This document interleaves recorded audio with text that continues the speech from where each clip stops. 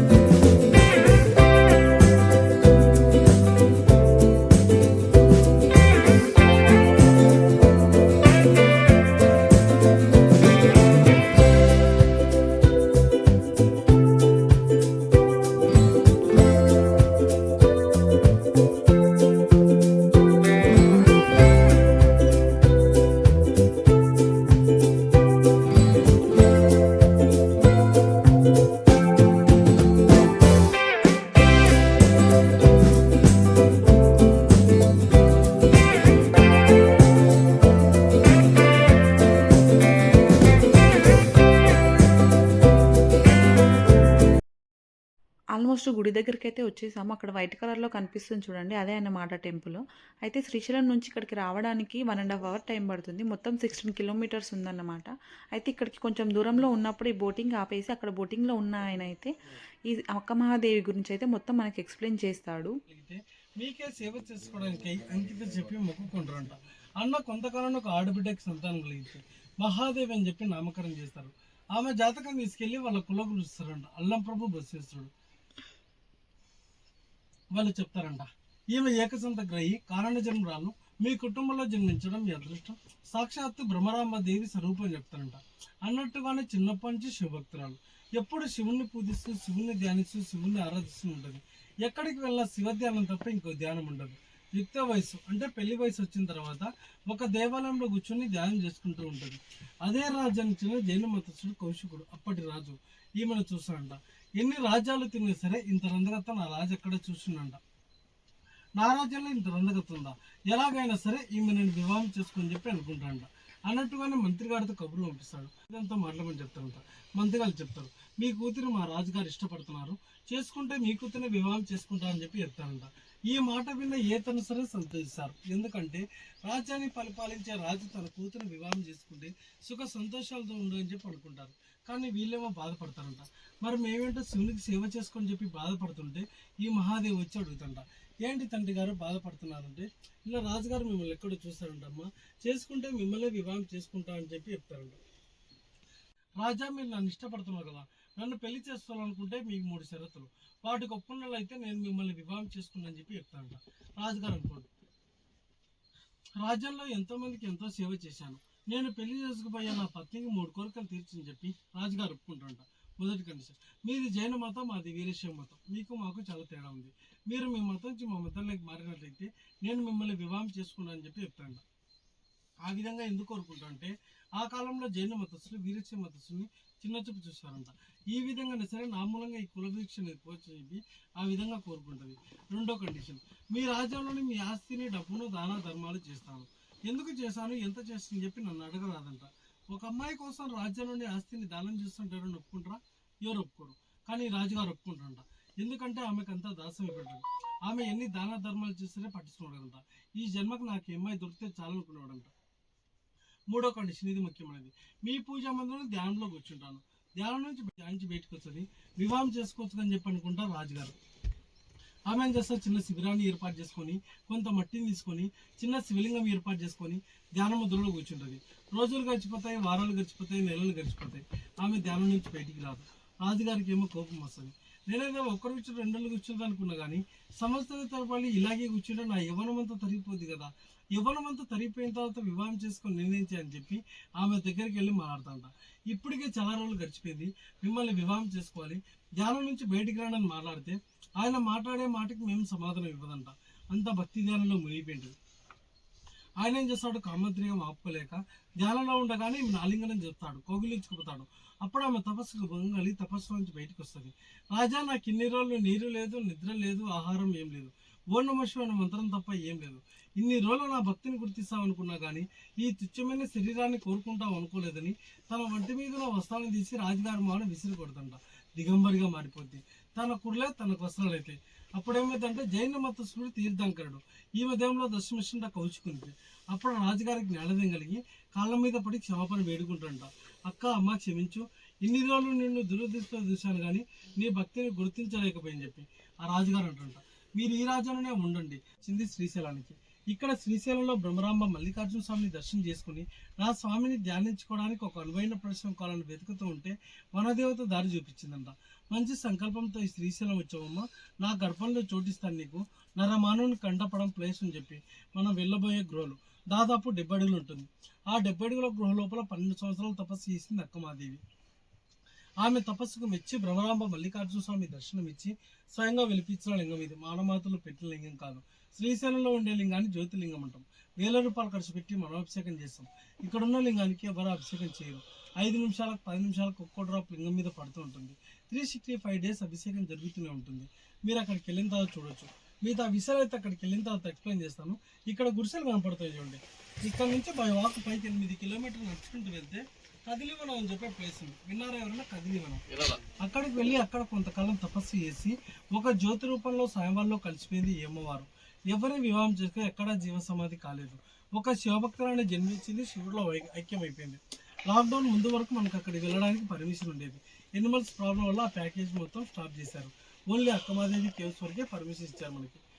2 days 3 days package అది. ఇలా ఒక్క రోజులో వెళ్ళొచ్చేది కాదు. అక్కడ ప్రత్యేకత ఏంటంటే ఒక శివలింగం ఏర్పాటు చేశారు. ఏ టైంలో ఎవరు పెట్టాలో తెలియదు కానీ ఉదయించే సూర్యకిరణాలు, అస్తమించే సూర్యకిరణాలు ఆ లింగం మీద పడే విధంగా ఉంటుంది. అది అక్కడ ప్రత్యేకత. మళ్ళీ ఆ కదిలో నుంచి ఒక 5 కిలోమీటర్ ముందుకు నడుచుకుంటూ వెళ్తే దత్తాత్రేయ స్వామి తపస్సు చేసిన ప్లేస్ ఉంది. శ్రీశైలంలో మెయిన్ టెంపుల్లో త్రిపాల వృక్షం చూస్తారు కదా, దత్తాత్రేయ స్వామి వారు అక్కడ కొంతకాలం తపస్సు చేసిన తర్వాత మళ్ళీ ఇక్కడికి ఆ పర్సన్ అయితే అక్కమహాదేవి గురించి అయితే మొత్తం స్టోరీ అంతా బాగా ఎక్స్ప్లెయిన్ చేశారన్నమాట. అసలు ఆమె ఇక్కడ వచ్చి ఎందుకు ఉంది అని చెప్పేసి. తర్వాత అయితే మా కన్నయ్యకి అయితే బనానా తినిపించాను. దాని తర్వాత అయితే ఇక బోటింగ్ దిగాల్సిన టైం అయితే వచ్చింది. ఇక్కడ దిగాకైతే లొకేషన్ చాలా బాగుందన్నమాట, చాలా బ్యూటిఫుల్గా ఉంది. అక్కడ దిగాక ఇక దిగే వాళ్ళు ఫొటోస్ వీడియోస్ అయితే తీసుకున్నారు. అయితే మేము ఇక్కడ దిగిన తర్వాత ఇంకొక బోట్ ఉంది కదా, అదైతే వెళ్ళిపోతున్నారు అనమాట. వాళ్ళు మాకంటే ముందు వచ్చిన వాళ్ళు. సో మేము ఇక్కడ దిగాకని వాళ్ళైతే అక్కడ రిటర్న్ వెళ్ళిపోతున్నారు. తర్వాత అయితే మేము కూడా ఇక్కడ ఫ్యామిలీ మెంబర్స్ అందరము కొన్ని ఫొటోస్ వీడియోస్ అయితే తీసుకొని మళ్ళీ స్టార్ట్ అయిపోయామన్నమాట. అక్కడికైతే లోపలికి 2 కిలోమీటర్స్ ఉంటుందంట. అక్కడ వరకు నడుచుకుంటూనే వెళ్ళాలి. మేమైతే నడుచుకుంటూ ఫైనల్గా అక్కమహాదేవి గుహల్లోకి అయితే వచ్చేసామన్నమాట. ఇవే అన్నమాట ఆ గుహలు. చూడడానికి ఎంత భయంకరంగా ఉన్నాయి కదా. వీటి లోపలనే అక్కమహాదేవి 12 సంవత్సరాలు తపస్సు చేసిందంట. అక్కడ ఒక్క మనిషి కూడా ఉండడన్నమాట ఎప్పుడు. తర్వాత అయితే అందరూ కలిసి ఇక గుహల్లోకి అయితే వెళ్తున్నారు అక్కడ దర్శనం చేసుకోవడానికి. అసలు లోపలంతా ఫుల్ చీకటి ఉందన్నమాట. అక్కడికి ఫోన్ లైట్ వేసుకొని వెళ్ళాలి.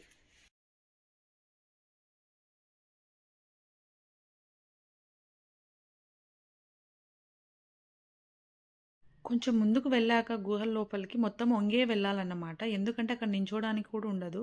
లోపల ఉంటుందన్నమాట శివుడు. అక్కడే అక్క మహాదేవి అయితే తపస్సు చేయడం వల్ల శివుడైతే స్వయంభూగా వెలిచాడని అంటారు. అయితే ఇక్కడ లోపల వాళ్ళు లైట్ పట్టుకొని ఉంటారన్నమాట. ఒక పర్సన్ ఉంటారు లోపల దర్శనం చేసుకునేటప్పుడు. లోపలికి వెళ్ళి అయితే నేను దర్శనం చేసుకొని రిటర్న్ అయ్యాను. నేనైతే ఇక్కడ చూపిస్తున్నాను కదండీ! అదే అన్నమాట శివలింగము. ఈ శివలింగమే ఈ గుహల లోపల స్వయంభూగా వెలిచాడన్నమాట. ఇంకా దర్శనం చేసుకొని అయితే మేమైతే రిటర్న్ అయిపోయాము. చూడడానికి ఎంత బావుందో కదా! అక్కడ లైట్లు పెట్టారని చెప్పా కదా! మొత్తం చీకటి ఉంటుందన్నమాట. అక్కడ ఏముండదు. ఈ శివలింగంపై 1 డ్రాప్ తోటి వాటర్ పడుతూ 365 డేస్ అభిషేకం జరుగుతూనే ఉంటుందంట. తర్వాత అయితే దర్శనం చేసుకొని మేమైతే రిటర్న్ అయిపోయాము.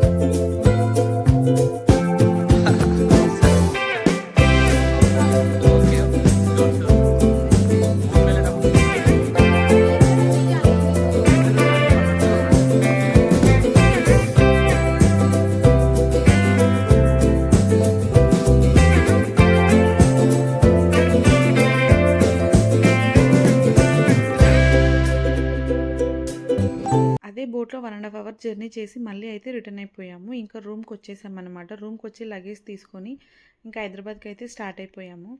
తర్వాత ఇక్కడ చూడండి అడవి పందులు కనిపించాయి. అవైతే వీడియోస్ తీసాము. అవి అస్సలు భయపడట్లేదు. అలాగే నించొని చూస్తున్నాయి మేము కార్ ఆపామని చెప్పేసి. తర్వాత అయితే ఇంక హైదరాబాద్‌కి వచ్చేసామన్నమాట. వచ్చిన తర్వాత ఫస్ట్ అయితే మా రిలేటివ్స్ ఇంటికి వెళ్ళాము. అక్కడికి వెళ్ళి అయితే వాళ్ళని డ్రాప్ చేసామన్నమాట. మా కన్నయ్య అయితే వాళ్ళందరికీ బాయ్ చెప్పేసి వస్తున్నాడు. తర్వాత అయితే ఇక వాళ్ళందరిని అక్కడ బాయ్ చెప్పేసి మేమైతే మళ్ళీ మా ఇంటికైతే రిటర్న్ అయిపోయాము. అక్కడ నుంచి మా ఇంటికైతే ఒక 45 మినిట్స్ జర్నీ ఉంటుంది. ఇంతే అండి. ఈ వీడియో నచ్చితే please like, share and subscribe to my channel. Bye అందరికీ.